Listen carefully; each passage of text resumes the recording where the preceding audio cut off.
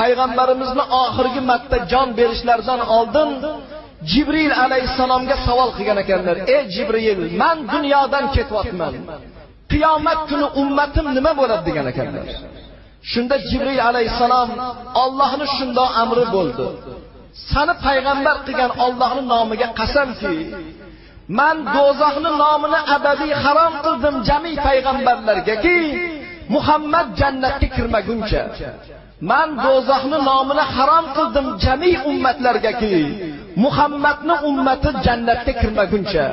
Oldin sen jannatga kirasan, sen shafaat qilib ummatingni jannatga olib kirasan, undan keyin boshqa payg'ambarlarga, boshqa ummatlarga navbat keladi deganlarda, meni vazifam endi nihoyasiga yetibdi. Jonimni olgin degan ekanlar. Jonlarini olayotgan paytlarda quloq soling. Payg'ambarimizning oxirgi so'zlari, lavlari pichirlab turgan paytdagi oxirgi gaplari usikum bis-sola, usikum bis-sola, usikum bis-sola.